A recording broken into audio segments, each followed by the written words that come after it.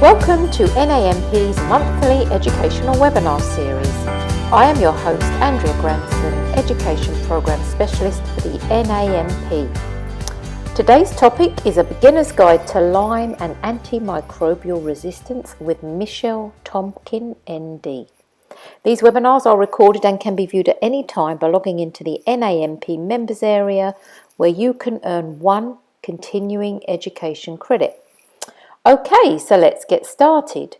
Michelle Tonkin is a naturopathic doctor, certified nutritional consultant, master herbalist, master iridologist, and master reflexologist. Michelle is also a graduate of Trinity College of Natural Health.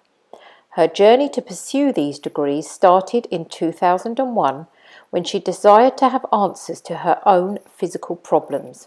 In 1999, she began to experience many health problems such as candida, chronic fatigue, Epstein-Barr, fibromyalgia, environmental illness, Lyme disease, bacterial, fungal, and parasitic infections. After seeing at least 30 different physicians and trying numerous different medications and treatments, her condition continued to deteriorate. Although kind and well-meaning, the doctors had very few answers or hope for her, which led her to find her own path to health and wellness. Thank you for joining us today. We appreciate you, Michelle. It is now over to you. Thank you so much, Andrea, for having me. Appreciate you guys. So my name is Michelle Tonkin ND, and I have been a naturopath physician since 2005. I got my degree from Trinity School of Natural Health. And my journey with Lyme started about in the 1990s.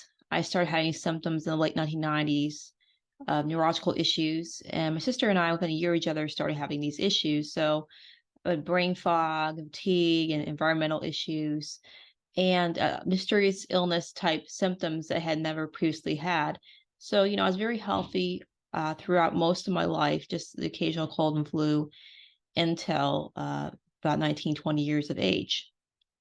So sister and I went this journey for about 5 years. We saw different doctors, MDs, NDs, basically, trying to figure out what was going on with us with symptoms. And they did MRIs and CAT scans and blood work. And basically, it wasn't until about 5 years into it that we saw an ND who, discovered that we both had Lyme going on in our bodies. And so for that journey, it led us to getting our degrees. Melissa's sister has a nutritional degree, and I have my degree as a naturopathic doctor. So it led us to get our degrees and really led us on our journey of wanting to help other people restore their health. And so because of my journey of Lyme disease, I felt like I need to write a book about Lyme and the things I discovered on the journey and things I learned in my studies and research that I've learned about and things I'm still learning to help other people, because there's so much information out there. And so I figured that it would be a way to have all the information concisely laid out and that people can understand and be able to understand what options they have and a little bit more about the disease process and things like that. So today we're going to talk about what Lyme disease is, different life cycles and symptoms and stages. We're also going to talk about different co-infections that can a lot of times accompany Lyme disease, as well as a little bit of research and some alternative treatments that are available and so forth. So first off, I want to go ahead and start off with what is Lyme disease. Well, Lyme disease, the classic definition of Lyme is that it's a multi-system bacterial infectious disease caused by Borrelia burgdorferi. This cause of transmission is basically ticks that are in the United States, like the deer tick, the black-legged tick, and the western in the U.S. and the Lone Star tick in the South and Midwest. So that is the primary transmission through Lyme disease. Lyme actually affects about 30,000 cases per year alone in the United States, but based on lab surveys, it actually increases that number to about 300,000 per year. So with lab surveys taken into account for about 300,000 people per year are diagnosed with Lyme disease. And then Europe has about 65,000 cases of diagnosed Lyme disease per year. Lyme transmission is not also, that doesn't also come just from ticks, but it also can come from things like mosquitoes and fleas, biting flies, lice, ticks, breast milk that's been contaminated. It can be sexually transmitted, and even being passed from the mom to the baby in vitro. So there's more than one way that Lyme disease can be passed, but the primary way is through tick infection. Where did Lyme disease originate? So Lyme disease originally has been around since the 1800s. The first case was documented in Europe in the 1800s and discovered by a German physician by the name of Alfred Buchwald in 1883. It was named after Lyme, Connecticut, when the number of cases had an outbreak in 1975. And William Bergdorfer, PhD, was the one that found the causative agent of Lyme disease. He was working with researchers to find out where they were having outbreaks of Rocky Mountain spotted fever. And in the embryonic fluid of 2 ticks, he spotted a parasite, which he would later find was the causative agent of Lyme disease, which is spirochetal bacteria. And so they named that bacteria after him, Borrelia burgdorferi after him. So there are 3 stages of Lyme in life cycles. The 3 stages of Lyme are primary, secondary, and tertiary. So in primary, this is when people can get that familiar bullseye rash, as you can see here, the textbook bullseye rash. The bullseye rash, however, does not always accompany Lyme disease. So about 1/3 of people who are infected actually don't ever display a rash, or the rash may be a different appearance than this typical bullseye. It could be very light in color. The rash can take a few days to maybe even up to several months to appear. It can have different shapes, like a triangle, or oval, or long ragged line. It can even have different colorations, from red, purple to a bruise-like appearance. But rash or no rash, it's important to get checked out, because Lyme disease can gain ground very quickly and can pass the blood-brain barrier very quickly as well. And so you want to make sure that you get after infection very quickly. A lot of times I find people that if they get after infection quickly, a lot of times they're able to bypass any chronic Lyme disease symptoms. So I would highly recommend getting checked out. For the primary symptoms of Lyme, it's going to be very similar to flu-like symptoms of chills, fever, headache, fatigue, muscle pain. And then when you get into the more secondary symptoms, when the disease has been allowed to progress further, this is when the CNS is a lot of times affected. You could have a lot of neurological issues here, and I had a lot of these. About 8% of people develop cardiac issues, and about 10% have neurological involvement. And I had both of those. Cardiac, when I had the palpitations, and they hooked me up to a monitor to see all the palpitations that I was having.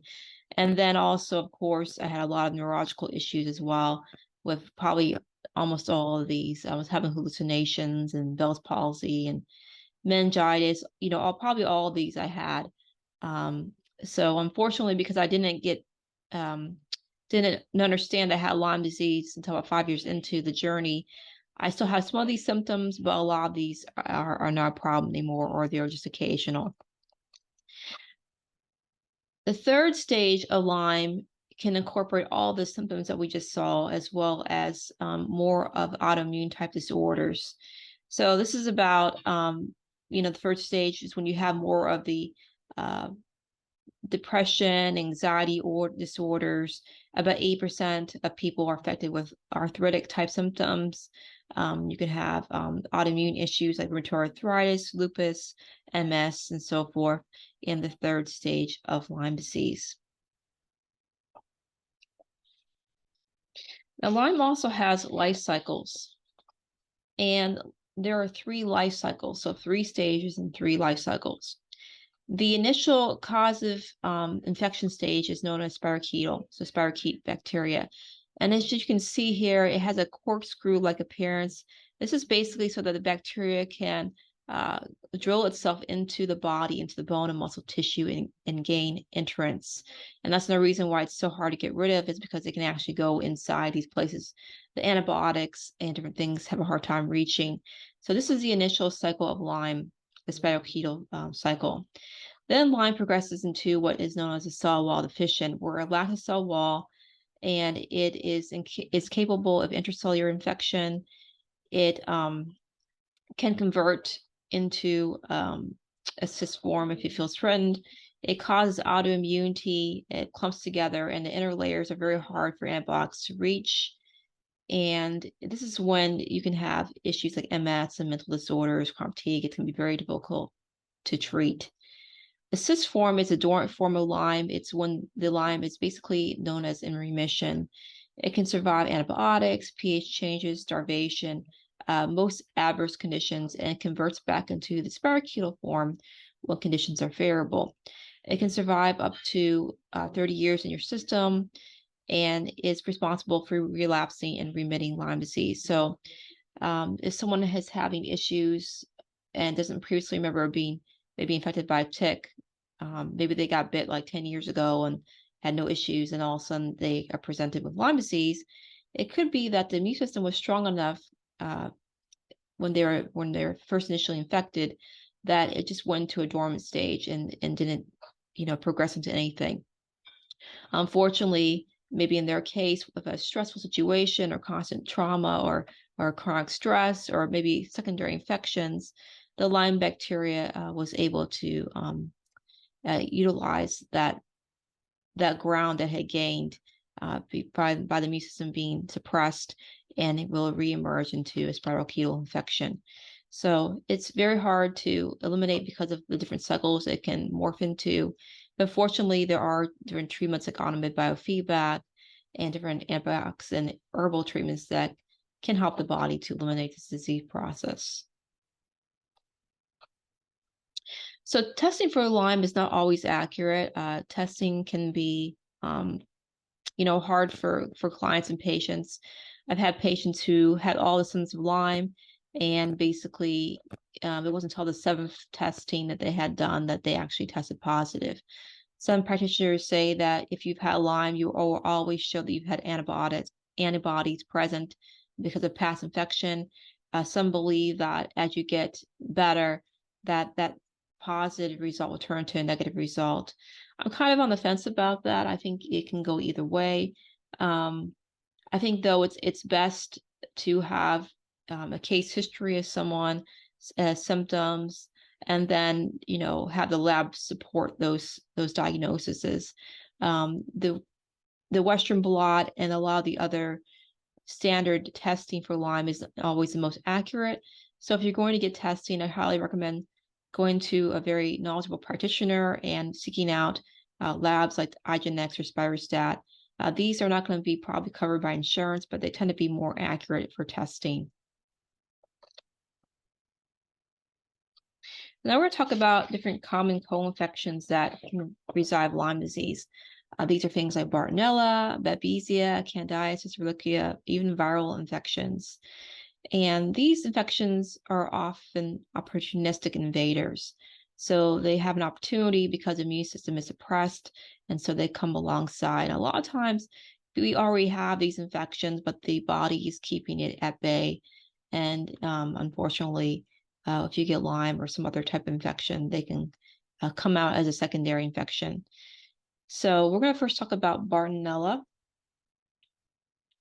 Oh, also with infections too, I just want to add things like Bartonella, Babesia, Ehrlichia. They can also be present in ticks. So the tick may carry more than one type of bacteria with it. And so that's another way that people can get different co-infections as well. So Bartonella, as you can see here, that's Bartonella under microscope. It's responsible for 22,000 cases worldwide each year, first reported in 1990. Ticks are the primary cause. It's also known as cat scratch fever. It can be transmitted from fleas to cats as well. And this bacteria tends to live in the lining of the blood vessels early symptoms, and I'll go ahead and get to the early symptoms here. Symptoms can range from, early symptoms can have like a red crusted rash at the site infection. It can also be accompanied by flu-like symptoms of fever, nausea, vomiting, chills. And sometimes people can think that they have the common flu when they actually have Bartonella. It was first thought to be a mild acute illness, but doctors are actually finding it can become chronic if left untreated. It can have symptoms of encephalitis, seizures, even coma. And relapses are thought to happen as it periodically cycles into the red blood cells, which may provide some protection from the immune system. And these are all the symptoms here. A lot of symptoms of Bartonella as well can result in changes in, I guess you would say, in someone's character. So if they're normally a very even keel, happy-go-lucky person, and all of a sudden they have rage and OCD and anxiety and depression, and they have other symptoms of achiness and joint pain and fever-like symptoms, they could be dealing with Bartonella, as it does affect the nervous system and the brain. So I would highly recommend looking into that. I actually think that I had Bartonella as when I was 13. I was trying to be funny, and I had a cat, and I put the cat's paw in my mouth. You know, kids, we do dumb things sometimes. And the next day, I had the flu-like symptoms and the big rash and papule symptom on my forehead. So that lasted for about 6 months. I looked like Cyclops. Well, not a very good thing when you're a young teenager to have that. But I think a lot of my issues actually were Bartonella, and it came out years later. So for Bartonella, alternative treatments, of course, they do have some antibiotics that are also used.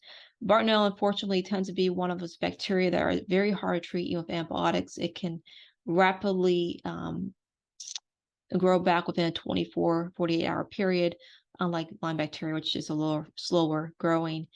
And so you have to be, constantly at it. But there are some alternative, herbs that can be used. The biofeedback is also very good. I'll talk more about that later. And of course, different antibiotics, they usually use multiple types of antibiotics to treat Bartonella infection. And so it can be treated, but it is one of the more harder bacteria to treat. One of the herbs that is used to treat Bartonella is cemento. Cemento is a rare chemotype of cat's claw. It has been used in South America for probably hundreds of years. And it's also good for gut issues. So people have gut issues like IBS or Crohn's. I tend to also suggest cemento. It's also good because it helps with autoimmune disorders. It's more of an immune adaptogen. So it helps adapt the immune system, and instead of overstimulate it helps to balance out the immune system, which is good for people with autoimmune diseases. And it's also good against Lyme and Bartonella infection. Banderol is another herb that is good against Bartonella. It is from the Otoba parvio tree found in South America. It has antibacterial, antiviral, antifungal properties, anti-inflammatory, and as you can see, it's good against these infections here. You can check out more information about these two products, other products that they carry at nutrimex.ec, peer-reviewed studies, journals, presentations on nutrimetics. And I like Nutrimex too because they just are a very giving company. They support missionaries, and they test all of their products to make sure that they are effective. And it's just a very good brand. And we're going to also compare Banderol and Cemento later with some research that was done comparing the effectiveness of Cemento and Banderol against the common antibiotic doxycycline against Borrelia burgdorferi, Lyme disease bacteria. So next infection we'll talk about is Babesia. Babesia, unlike typical Lyme infection, is actually a parasite. You can see the parasite infection inside of the cell here. That's the parasite. And the reason why Babesia is a problem because it's more like malaria type in symptoms, and it doesn't usually respond well to antibiotic treatment. It can wreak havoc on the red blood cells because it actually attacks the red blood cells, destroys them. So it can cause anemia, low blood platelet level. A lot of times people with this issue have a lot of fatigue, they have sweating, especially at night. It's a telltale symptom. And Babesia is usually treated with drugs that are used to treat malaria. For alternative treatments, these are some alternative treatments. I like to recommend artemisia and quina as well. Artemisia has been used for well over 1,000 years to treat skin conditions and malaria. It was actually discovered in 1972. Two UU discovered that artemisia was one of the 200 traditional medicines that they use to treat malaria. It was the only one to found to be effective. Artemisia is also known as wormwood, and it's a very good and powerful, effective treatment for Babesia. It is also very harsh on the liver, so it's not recommended to do more than 30 days consecutively. Some practitioners may do like 5 days on and 2 days off just to get the liver a break, but it is very effective in helping the body to eliminate Babesia. The next herb is quina. This is another one that's good for Babesia. It's used by the natives of South Americans for many centuries to treat illnesses like malaria, cancer, fever, dysentery, typhoid, pneumonia. It's got a lot of anti-malaria properties. One of the 4 alkaloids found in quina, quinine, has been used to treat malaria for nearly 200 years. And so researchers are now evaluating quina because some of the strains of malaria have mutated, and they're looking at quina as a whole to be used against malaria-type illnesses. And so this is no reason why quina is recommended for Babesia. The next infection I want to talk about is candidiasis. And candida is actually very common opportunistic co-infection. Candida is a single-cell fungus, normally lives in our intestinal tract, and it's just basically there to, it helps with our body to actually decay when we pass away. So it's there as a natural part of our environment. But when our intestinal tract becomes unbalanced, the bad bacteria in our gut outnumbers the good bacteria, then candida can overgrow and cause issues. And we know about 8% of our immune system lies in our gut, so gut health is very important. And so candida symptoms can range from anything from a lot of digestion issues to even, emotional symptoms. And I see a lot of people with thyroid dysfunction, digestion issues, constipation, diarrhea, PMS, a lot of times have candidiasis present. So besides changing the diet and eating more of a whole foods-based diet, not eating a lot of high processed foods or sugars or caffeine, it's important to also treat the infection. And these are some great natural herbs that you can do, natural treatments you can do to help the body get rid of candida infection. The one I like to do is Kumanda. Kumanda is another prophet from Nutritional, and it's from the Copper Sandra angustifolium tree found in the Amazon basin. Really great for fungus infections, even really fungal infections are very hard to treat.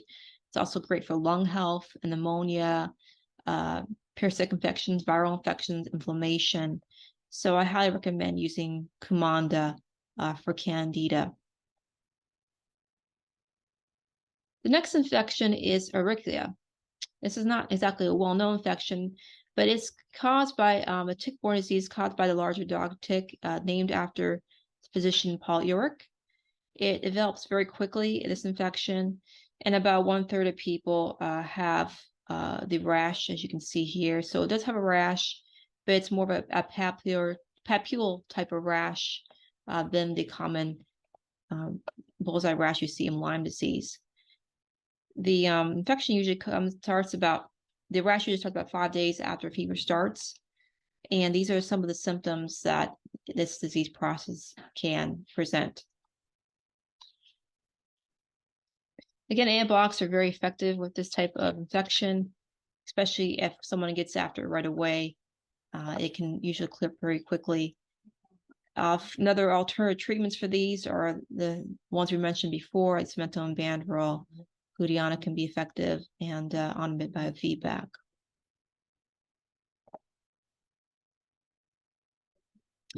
Next is viral infections. So when we talk about bacterial like Lyme, we might not think about viral infections, but viral infections can also be co-infections.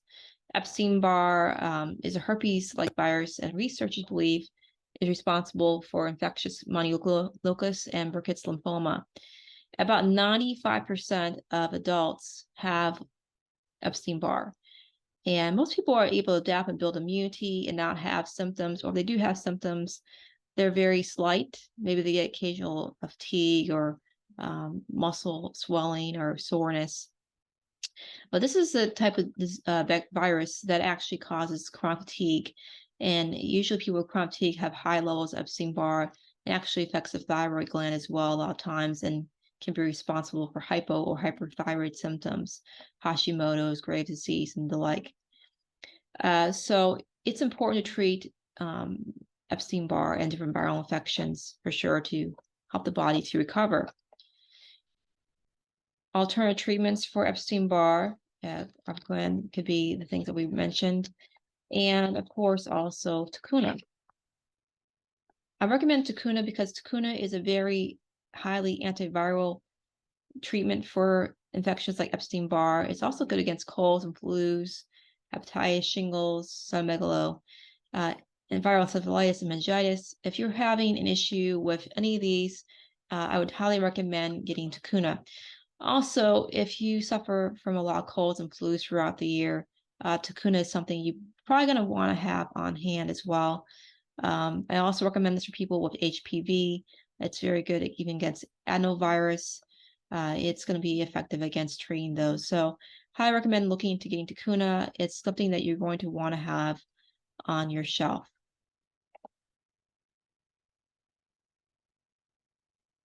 Next, we're going to talk a little bit about research.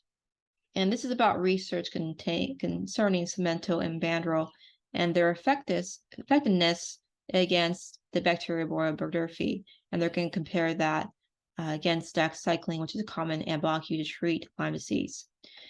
So there was a study done by Dr. Eva Sappe. She headed it up under the Lyme Disease Research Group, University of New Haven. And they wanted to test the effectiveness of two herbal supplements, Cemento and Banderol, as well as the common prescribed antibiotic doxycycline. And they were testing against Burgdorferi. So they want to test both the round body forms and spirochetal form of Lyme. And they did dilutions about 1 to 1,000 and later to 1 to 300. So this figure A that you see here is just the Cemento tested alongside doxycycline by itself.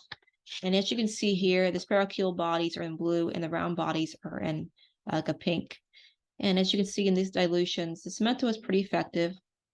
And the doxycycline was actually very effective at the spirochetal cycle of Lyme bacteria, but it actually increased the round body forms, as you can see here. Figure B shows testing with Banderol by itself and comparing to doxycycline. As you can see, it's very effective again against the round body forms and bacteria. And doxycycline again was effective against the spirochetal form, but not against the round body forms.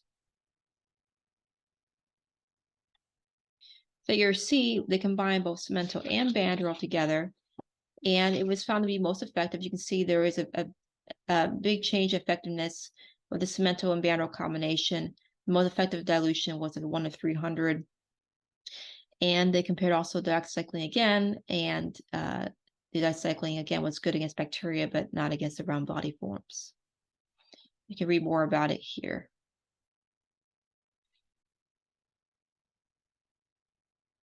More research was done. This time they want to see the biofilms and what would happen if they exposed them to the Cemento, Banderol, doxycycline combination. So this is without any antimicrobials introduced. This is the biofilm colony. They used bakelite fluorescent viability stains to see the bacteria, make it visible. And this is a 96-hour study. And this is the biofilm without any type of anything added to it. And this is the Cemento. So as you can see, the colonies are much less, but there's just some bacteria hanging around here. This is with Cemento only. This is figure 2C. This is with the Banderol supplement added. And the colony size did not reduce much, but the bacteria inside the colony is about 90% dead. So the red you can see is the dead bacteria. And then this in figure 2D is this menthol and Banderol combination together. And as you can see, the colony size is gone, and there's just a few wild spirochetes floating around there. In 2E, this is the biofilm introduced to dioxycycline, and the round body form actually increased, colony size actually increased, and mostly live round body forms were inside the sample. So the conclusion of this testing was that this menthol and Banderol were very effective in helping the body to eliminate Lyme in different forms. The dioxycycline, while effective in the spirochetal cycle of Lyme, will actually increase the live round body forms and the colony sizing in the biofilms. So it shows that the antibiotics are useful, but it may be a good idea to also incorporate some more natural antimicrobial agents like menthol and Banderol, along with Lyme bacterial antibiotic treatment in order to help the body to eliminate different forms, cycles of Lyme. So now we're going to talk about supportive therapies of Lyme disease. And supportive therapies are very important because, you can kill all day long, but if you don't support the body with elimination of toxins and helping support nutrition, it's going to be very hard for the body to heal from Lyme. And so supporting the body this way is extremely important, and one of the keys helping someone recover from Lyme disease. So here's the 10 ways to support the body's natural elimination of toxins. I'm going to go over these just a little bit here. First, of course, you want to eat a very good diet, quality proteins, complex carbs, good fats. I call it the whole foods-based diet. It's essential to have a good variety of food, and you want to be careful of processed stuff. I'm always one for balance. I've always one for, you can still eat that pizza or lasagna here and there, but it's all about eating quality foods that are going to heal your body, and trying to avoid things that you may be allergic to, like if people are sensitive to gluten or dairy or nuts or shellfish. But really, a lot of time it's about eating that quality diet, vegetables and fruits, nuts, seeds, whole grains, good meats, good proteins, good dairy products, food the way it was meant to be eaten in its natural state, and try to avoid the processed stuff. It's going to really help you. Next is going to be drinking water. A lot of people are chronically dehydrated, so drink water. But water is important.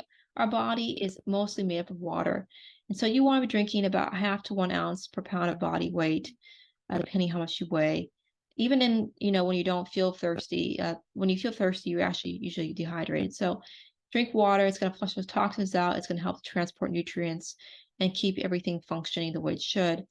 Next is going to be making sure you're eliminating properly. A lot of people have a hard time, eliminating waste. And, it's a part of our routine that we should be going to the bathroom at least once or twice a day. If we're not eliminating, we can actually have a backup of toxins, which can cause toxemia, and the body can start having aches and pains, and it can feel toxic because you are toxic, right? And so I just recommend, if you're having issues with that, to do magnesium oxide supplements. Some people might even need to do colonics on occasion to help start that process normally, and so they can go more normally on their own. And some people, they just need to eat better and drink more water and exercise, and a lot of times that will naturally help you to eliminate. But it's really important to keep your bowels moving, especially when you're detoxing and you're killing a lot of that bacteria off so that you don't have those detox symptoms. Clay baths are great. This is a type of bentonite clay, and this is a good company here as well. Bentonite clay has been used for thousands of years. They even think that Jesus used it to help the blind man with his eyes. He put the clay on his eyes to help him heal him. But bentonite clay has a powerful drawing action to pull out toxins from the body, even things like radiation, environmental toxins, pesticides. And especially in this day and age where there's a lot of 5G, we're exposed to radiation now with everything that's going on electronically. You're exposed to pesticides, chemicals, and things in the air, and things that we are exposed to when we eat and drink, it's important to take clay baths. It pulls out those metals and pesticides and chemicals from your body via the skin. So you can do one maybe every couple of weeks or once a month, maybe after you get your hair colored or you go to the dentist or you're exposed to x-rays. I highly recommend doing them. I try to do one at least once a month, and it really will help you to feel a lot better. Of course, exercise is going to boost your mood, immune system, help you keep a good weight, help strengthen your bone tissue, help improve your mood, of course, and it's going to help you with lymphatic movement as well. If you have a hard time exercising, maybe you just having a hard time even moving, I at least recommend trying to get up at least once an hour and just walk around a little bit, walk around your house, whatever you can do. Movement is very important. I remember when I was very sick, a goal of mine was to get up once an hour with my sister just to put a decoration on the Christmas tree. And so, that was when we were both very bad, but we knew that was important for us to not stay bedridden. So if there's any way to move, even just going for a walk or whatever you can do, movement is just very important. Take supplements to support your body's overall health. It's going to be different for different people, depending on what they have going on. I highly recommend talking to your health practitioner and seeing what you need to help support your body. That can be a variety of things for people.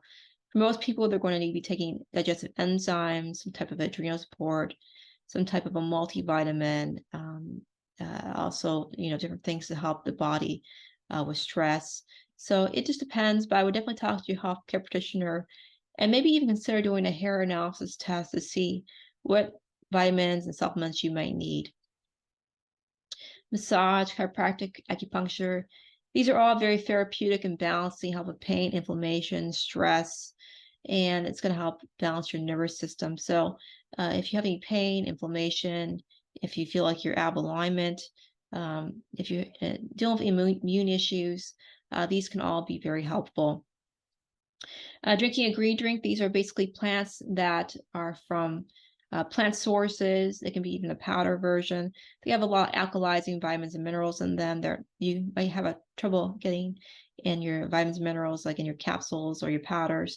This is just an easy way to get that and an easy way to assimilate them. And it's really good for detoxifying the body as well. Getting 8 hours sleep at night. I know this can be a struggle, especially when you're dealing with Lyme or any chronic issues. Sometimes you have the reverse where you're up at night and sleep during the day. But try to get more of a balanced sleep schedule. That may take some time. You may have to cut down or cut out the caffeine or get more activity during the day. You might have to look at your sleep habits before you go to bed. What are you doing? Are you doing something that's going to overstimulate yourself before you go to bed? Maybe you're watching a program that you shouldn't be watching, like a murder mystery right before you go to bed, where you're up and wondering if someone's going to come get you. But, it's important to get those 8 hours sleep. Your body detoxifies, heals during the night, and even things like vitamin D need sleep in order to be processed. So sleep is very important. And I think if you do the other things that we talked about as well, like your diet, nutrition, exercise, that's going to really help to turn around so you're getting more of that regular sleep. Lastly, I want to talk about positive outlook. And this is something that a lot of people don't talk about, but just so important. And this is an illustration by Dr. Emoto, and he was a scientist that did water experiments. And what he did was he took 2 glasses of water and tested them and wanted to see what would happen if he spoke negative words over one glass of water and positive over the other. These are both the same types of glass of water, same water source, just different glasses of water, same glasses. And the only difference was that he spoke different words over them. So in one glass, he spoke words of love and encouragement. And the other one he spoke words of anger, hate, criticism. I believe he did this for a period of about 1 week. And then he looked under his microscope, and this is what he saw. So as you can see, the words of love and encouragement produce a symmetrical, pure-like snowflake appearance with the water. And the one that he spoke words of anger and hate and criticism, the water is discolored and malformed and looks like sewage, right? So think about your body. Your body is mostly water. So if you are speaking or thinking things that are negative about yourself, or, this is never going to happen, I'm always going to be this way, or you put yourself in a very negative light, it's not putting your body in a very healing environment. So I really encourage you to think about that when a negative thought or a word wants to come out of your mouth, to change that. I believe what we speak and what we think does have a big effect on our body and our healing. The Bible talks about that the power of life and death is in the tongue. And so I very encourage you to really think about the words you're speaking and over yourself, over others. And some people, this might be an easy thing for them, and some people it might be very hard. Maybe there's things emotionally they need to deal with, and they've grown up in a very negative environment, and so it's very hard for them to get out of that cycle. But I really encourage you to think about that and to start today, even slowly implementing and changing the way you speak and think about yourself. It can be very life-changing for people. These are all great herbs that can be used and supplements to help charge the immune system. I'm not going to go into all of them right now, but I want to talk about just the colloidal silver and protease. So colloidal silver has been around for probably thousands of years. They used to use it in the 1940s before antibiotics came. Physicians used it as an antibiotic. They used to use it in the Old West to help keep antimicrobial activity down in their water supply. And even before refrigeration, they would take a silver dollar and put it in a carton of milk to keep the milk from spoiling. And so colloidal silver is just really, really powerful stuff. The colloidal silver we recommend is Results RNA. They did some testing on this, and I think in 8 minutes or less, it was able to kill Lyme bacteria when they tested it in the lab. So it's very strong. It's very effective. If you're looking for a plant-based silver, this is the one to get right here. Protease is an enzyme, and it's used to help break up the hard shell that surrounds a lot of viral activity, viruses, and biofilm. So it's also good for inflammation. And a lot of times it's recommended by practitioners to take in between meals to help break up that film that protects viruses, so that the immune system actually get in there and kill those viruses as well. So that's protease. Then we'll talk a little bit about healing modalities. So these healing modalities, a lot of them have been around for many years. The first one I want to talk about is on-demand biofeedback. This is something that I've been using for over 10 years now, probably longer. And celebrities use this, NDs, DOs, various chiropractors, various people around the world actually use this technology. And it's frequency therapy. So it's sound frequencies and also pulse electromagnetic frequencies. It basically helps to balance the body. These are low-level frequencies, show not to harm the body at all. In fact, cell phones actually put out much stronger frequencies than the on-demand does. But it's been used in Europe for many years, and now it's used in the United States. You can get more information on onamid.net here as well.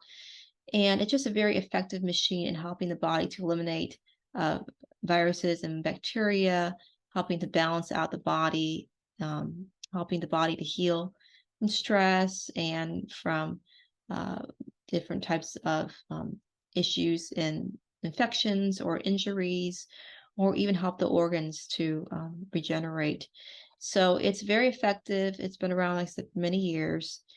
Proven technology. I've been using it for many years and clients, and I have only the best things to say about on-demand biofeedback.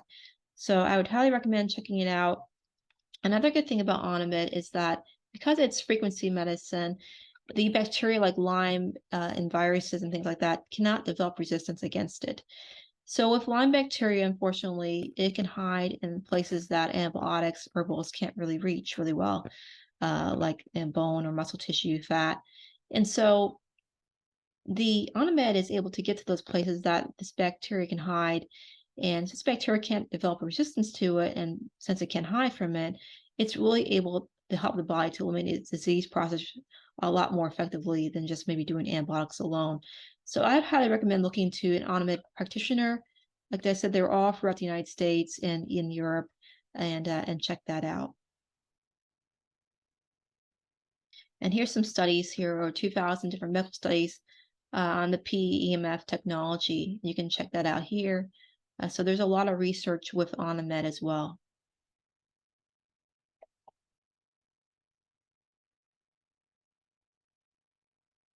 The next healing modality I want to talk about is ionic foot baths. I don't know if anyone is familiar with that. They've been around for decades and been gaining popularity in the United States. The secret of success in the technology is basically utilization of positive and negative ions during treatment. Basically, ions are charged atoms that have either gained or lost an electron. And this allows us to set up a magnetic field capable of either attracting or neutralizing a positively charged particles. These ions detoxify the body by allowing the body to release unwanted toxin material regardless of the electrical charge that that toxin may hold. And basically, the process is through a process of osmosis. So it helps the body, it sends energy into the body uptakes that energy, and then it activates the cells, and then in turn detoxifies the body through the feet. And I've had this done many times. You'll get all sorts of weird colors in the tub. About 50% are known to be probably toxins that are already in the water, and the other 50% are coming from you. You can release a lot of toxins from heavy metals, chemicals, pesticides, candida, all that, it can be released. And again, when we're talking about healing from Lyme, it's not just getting rid of the bacteria, but actually healing the body, detoxifying, and getting that good nutrition in. So it's a process, and detoxifying the body is a great way in helping the body to heal. Another great modality is derma-ray J therapy. This is a complement to manual lymphatic drainage. It's basically a high-frequency energy light emitting device or low-level laser, a low-intensity cold laser. It also produces negatively charged electrons that penetrate the skin, that help terminate free radicals, and helps to increase ATP in the cells. And it also helps oxygenate the cells, increase the overall oxygenation, helps to improve lymphatic drainage and opening those lymph nodes in the body. So if people are having fluid retention, lymphedema, and pain, it's going to be very helpful for that. Any congestion in the body is going to help the body to decongest. So I highly recommend checking this out. It's very good, especially, again, if you have those issues with lymphatic congestion. Some practitioners think that lymphatic congestion can actually feed Lyme bacteria, as the Lyme bacteria can feed on lymphatic waste. So lymphatic drainage is important, and this is one of the therapies that can be used to help with that.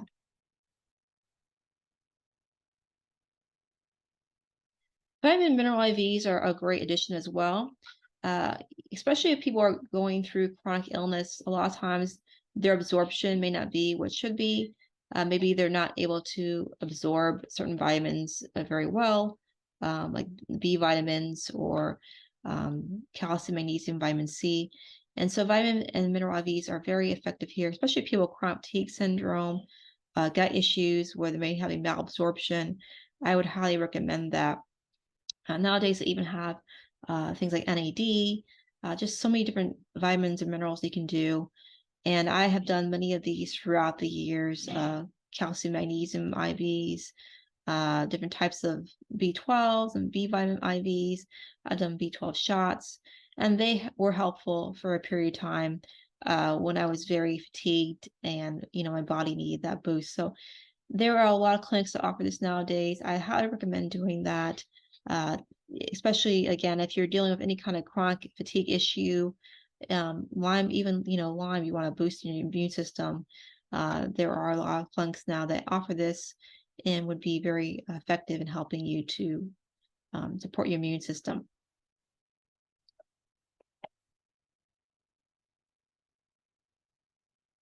So thank you so much for coming and participating, and thank you, Andrea, for having me on. I appreciate it.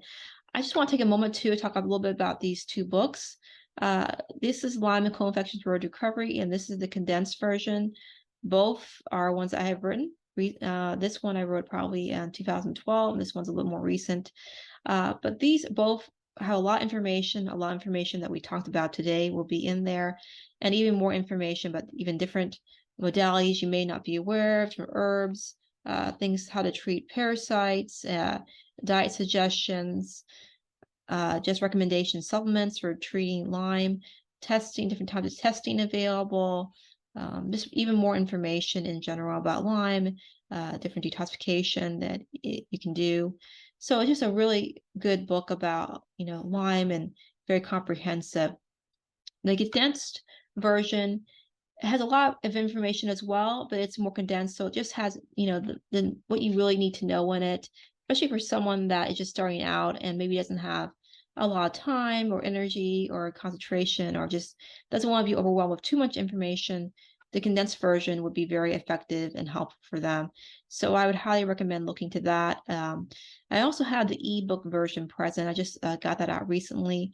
So if you have a Kindle, or you can go ahead and download for the iPhone, there's some free apps like I believe it's not Maverick. Is it Maverick? I can't remember which one that was. So that's all on my site. And, these are relatively inexpensive. The ebook's only like $5. This is, I think, really same price as well. And this, I believe, is 20. And so, these would be great, gifts for somebody, or just even for yourself to be more informed. A lot of research and time and energy has gone into both of these. So I would highly recommend looking into that. This is my website right here. Any questions, be sure to get a hold of me. I have blog articles on my website. I have different supplements to recommend. I have YouTube videos with different health topics. So there's a lot on there, and related to Lyme and other disease processes, and just health in general. So I highly recommend checking that out. I'd be more than happy to help you out and answer any questions you have as soon as I'm able to. Again, I thank you so much for joining me today. I hope you gained some great and valuable information that you're able to use in your life or helping someone else out. I just pray that you are blessed, and may the Lord bless you, keep you, and make his face shine upon you. Thank you, Andrea, again, for having me on here. It's been a privilege, and I hope you have a blessed day over there. Thank you again.